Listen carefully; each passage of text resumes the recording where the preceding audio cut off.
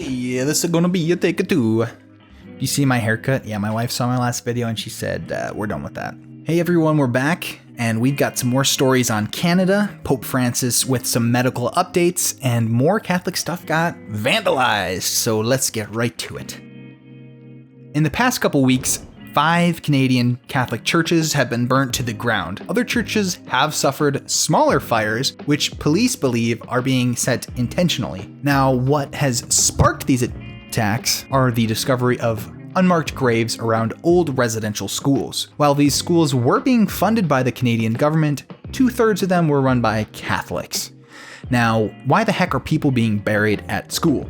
Isn't that just where you play with blocks and do that number stuff? Well, you have to understand what was happening at the time.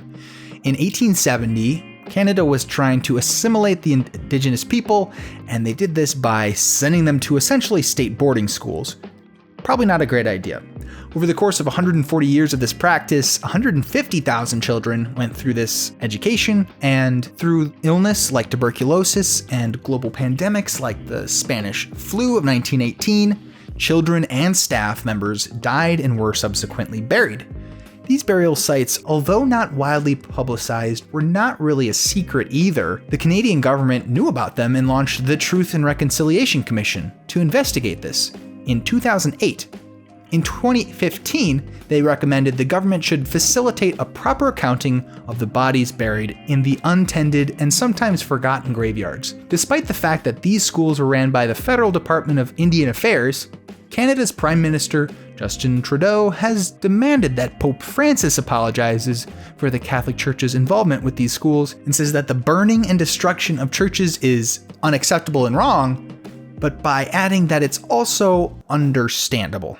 It is unacceptable and wrong that acts of vandalism and arson are being seen across the country, including against Catholic churches.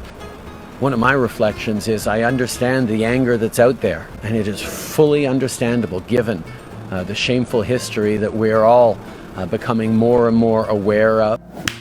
Oh, Justin. I just need to add that the Native American leaders themselves are saying this is unacceptable. We cannot be burning churches, period. Violence is not an answer. We need peace, healing, and this is not helping.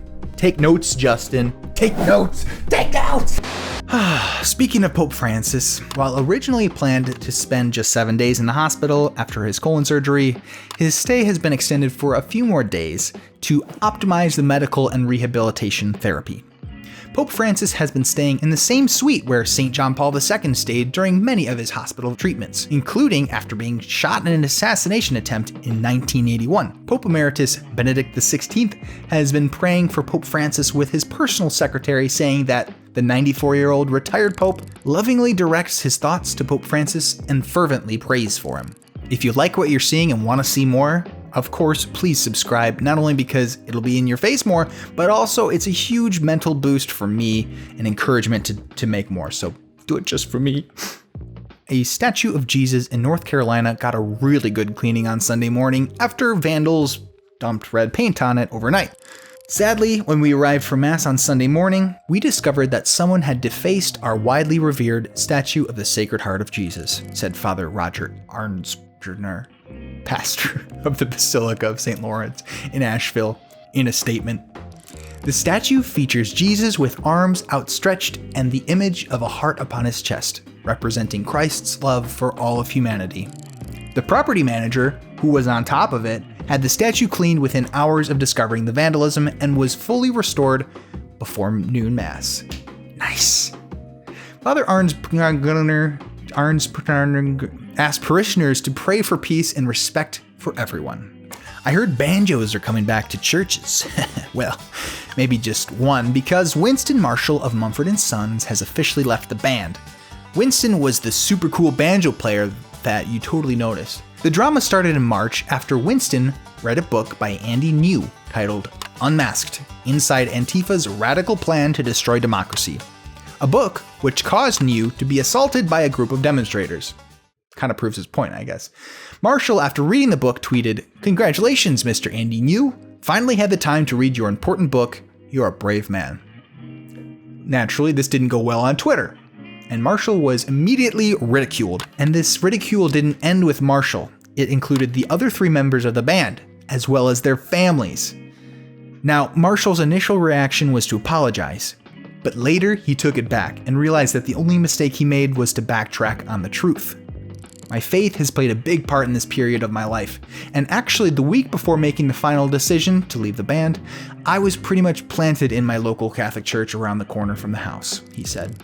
It's a big moment for me. That's probably why after a while, the apology was bothering me like it did, particularly that I'd felt I'd been participating in that lie that was already talked about. I couldn't square those things in my conscience.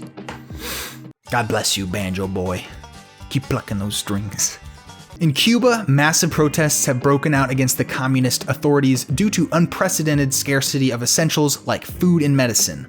The protest is the largest in the 60 years of the communist rule and is led by the Christian Liberation Movement, who are there peacefully demonstrating, demanding freedom and an end to repression and misery. Whew.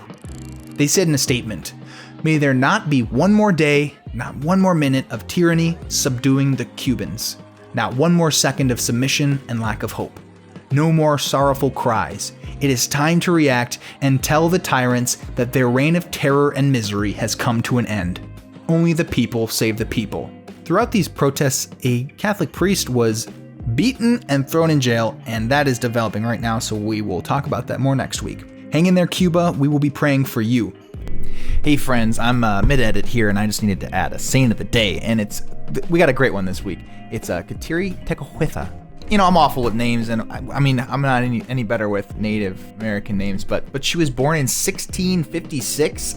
She lost her family to smallpox and converted to Catholicism at 19. Because of it, she was considered kind of like a slave. So she fled 200 miles to a Christian Indian village near Montreal. She really grew in holiness and took a vow of virginity, which was an unprecedented act for an Indian woman whose future really depended on becoming married. She really committed herself to prayer. She was beatified by St. Pope John Paul II and then canonized in 2012. So she's a pretty new saint, and she was the first Native American saint to be canonized.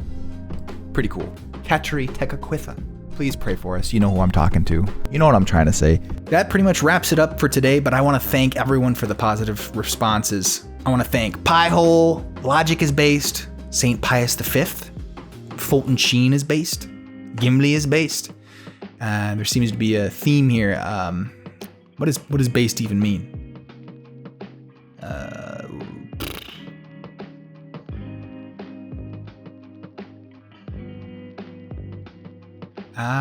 Be yourself.